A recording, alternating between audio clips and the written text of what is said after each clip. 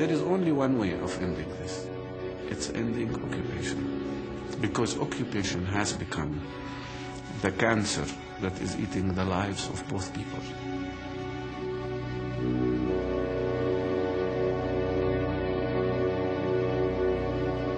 What the occupation did for us, it reduced us into animals in a way that sometimes I'm ashamed to say that I'm in Israel. This is, you know, a huge bluff of the Israeli establishment, that every, you know, criticism of its policy is anti-Semitism.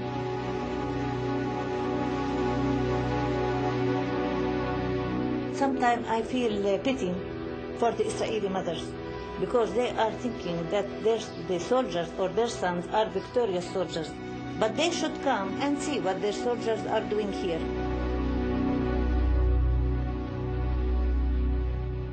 25 years ago, I made a film called Palestine is Still the Issue.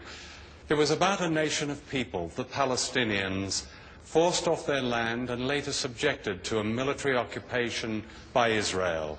An occupation condemned by the United Nations and almost every country in the world, including Britain.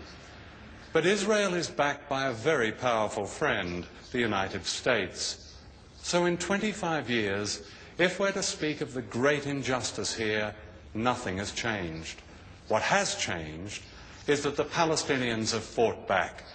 Stateless and humiliated for so long, they've risen up against Israel's huge military machine, although they themselves have no army, no tanks, no American planes and gunships or missiles. Some have committed desperate acts of terror, like suicide bombing. But for Palestinians, the overriding routine terror, day after day, has been the ruthless control of almost every aspect of their lives, as if they live in an open prison. This film is about the Palestinians and a group of courageous Israelis united in the oldest human struggle to be free.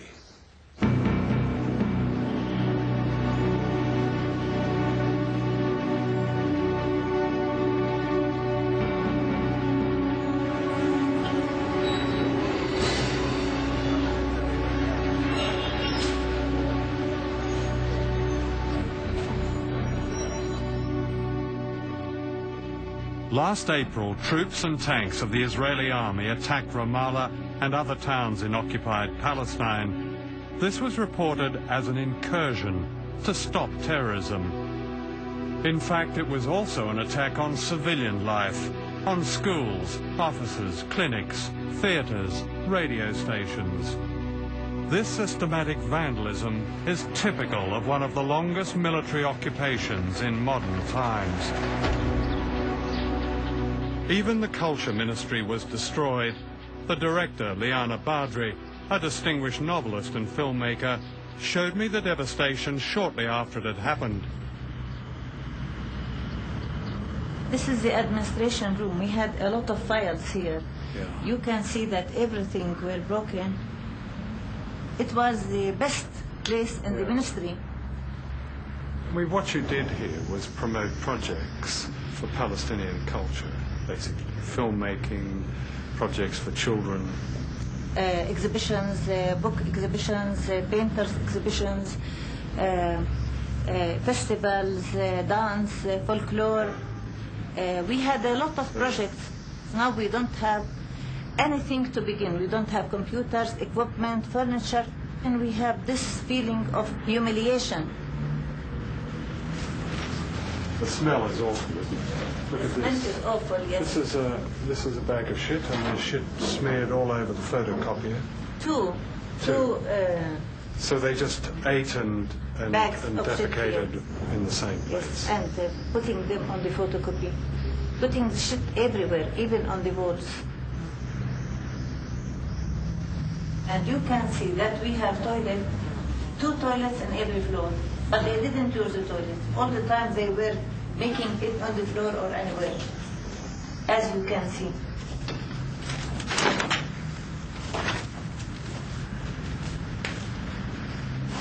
we have a look in this room in here? Good grief. Look at this. These are children's drawings, aren't they? Yes. This is a room specialized for children's work, children's paintings and children's sculpture, and to encourage them to paint, to let them express themselves, to make competition, writing competitions. But you can see how they destroyed everything. They don't respect anything. They just want to come and destroy, and this is the systematic terrorism of the Israeli state. For the Palestinians, this cultural vandalism means a deliberate intention to destroy them as a nation. The heart of the conflict here is a struggle for land, for the hills and valleys of Palestine, for precious water and fertile soil. During the early 20th century, the great majority of the population of Palestine were Palestinian Arabs. In 1948, Israel was founded in the shadow of the Holocaust. For the Palestinians, this meant the loss of 78% of their country. Today, they are seeking only the remaining 22% of their homeland. For 35 years, that homeland has been dominated by Israel. In 1987, the Palestinians rose up in what they call Intifada. History will surely call it a war of national liberation. They fought mainly with slingshots against tanks and planes, and they were put down with this kind of brutality. Israeli soldiers deliberately breaking the bones of prisoners. Some of the soldiers later insisted they were carrying out official Israeli policy.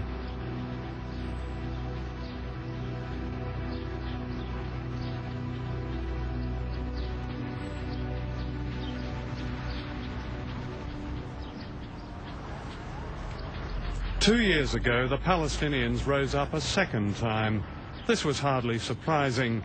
During curfews, people live under a form of house arrest. Without notice, they can be locked inside their homes. Their ordinary lives are a maze of controls, roadblocks, checkpoints. This is how I remembered apartheid South Africa. The hidden effect is the same: humiliation and anger and death.